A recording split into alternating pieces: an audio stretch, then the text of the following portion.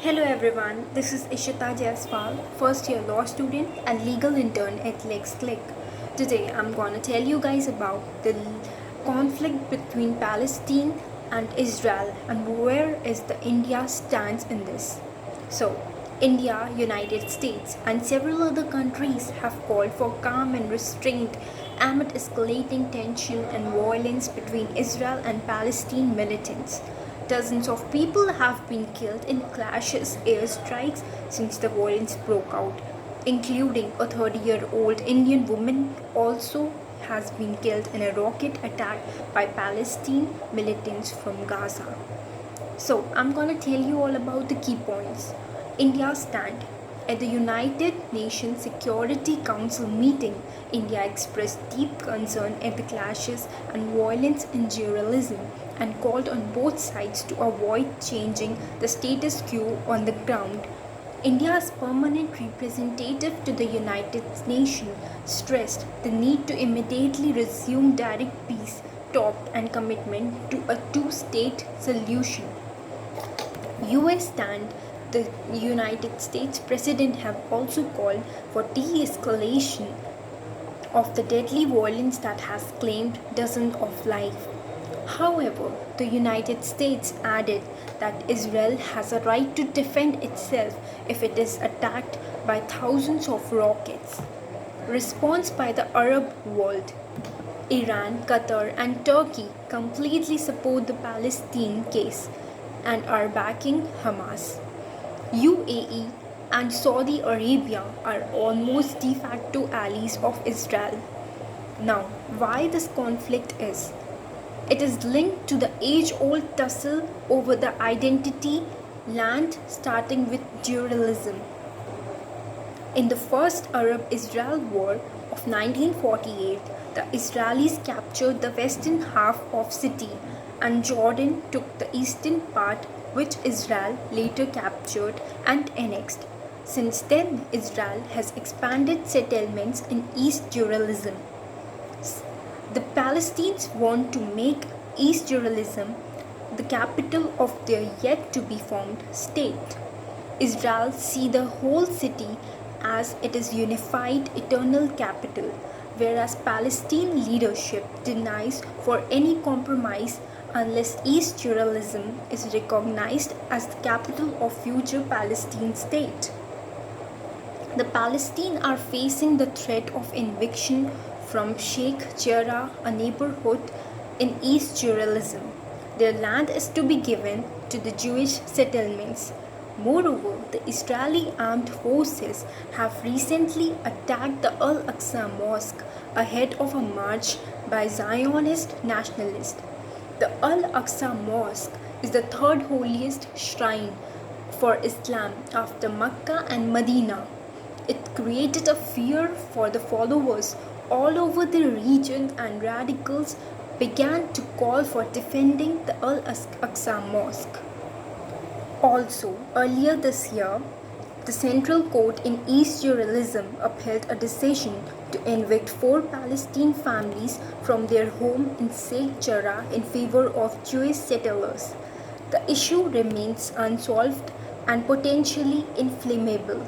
The current outbreak of violence is the most severe one since 2014, involving the rocket firing by the Palestinians and the airstrikes conducted by Israelis in retaliation. Factors triggering the conflict. Hamas in rule in Palestine. Hamas, founded in 1987, is a violent offshoot of Egypt's Muslim Brotherhood, seeking to raise the banner of Allah over every inch of Palestine through violent jihad. The Palestinian president is quite old age and hence senile and unable to fight for the cause. So Hamas is the more radical faction of Palestinians which has now started retailing. The so-called President Authority of Palestine is neither conducting elections nor functioning properly. The dictatorship of Hamas and Israeli seizure of territories and limitation is aggravating the Palestinians. political instability in both the states. There is incapability and stagnation in the leadership structures on both sides, thus leading to too many groups getting out of control who are resorting to maximum violence. Moreover, Israel has now had 4 elections in the last 2 years and all of them were inconclusive. The Prime Minister of Israel has retained his post but only in a caretaker form. Divided Israel. The Israelis are all highly divided. The Arabian Israelis, who are just 20% of the population, identify with the Israelis due to the same ethnicity. The Arabian Israelis and the far-right community of Israel are engaging in civil war-like activities inside the country. Issue with the Palestinian people. The ground sentiments of the Palestine are also changing. The majority of them saying they do not want a two-state solution. It is also decided if Hamas will rule over the Palestinian state or the Fatah or neither of these. The Palestinians have been a divide lot between two, Hamas and the Fatah, and the two are moving on the different tracks, which is the main reason for the defeat of the ultimate Palestinian cause. United Palestine with the help from the Arab world and the other countries could have achieved much more than it is achieving now. They are geographically separated by Israeli territory, so it is not a viable state anymore. Plus, the land going into the Jewish hand is further aggravating the Palestinians. The US losing its significance in the region. The US is preventing the meeting from taking place at the UNSC for Palestine case and completely recognize the rights of Israelis to defend themselves.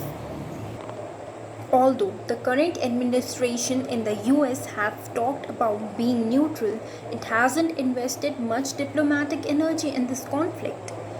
Looking to a way forward, change in leadership. The leadership and generalization change in politics of the two states is very, very crucial. Both the Israeli and Palestine Prime Minister have been in power for quite long. Ideally, they shall step aside the domestic survival politics for power and desire for holding on their chairs in overriding the broader interest of the region and its people. There is no hope for the new generation to come and rethink for a two-state solution. Also, bringing Hamas into the moderation is much required. Preventing disappropriate retaliation. Role of the religion prayers. The religion players like Saudi Arabia, Qatar and UAE possibly have a better pathway for peace talk than US. The US does not have as much hold over the region as it used to have. Qatar and Egypt are already working closely to bring peace. Now I will speak on the very important part. What is India's role? India believes that peace talks are the only way ahead for the stability to come in the region and ending this decades-old conflict. India has close relationship with both the states and it supports Palestine, but choosing one over the other is not wise. However, Palestine wants to solve some extent. India to act as an interlocutor as their faith does not lie much within the US, China or Russia. Conclusion. The situation on the ground is really bad.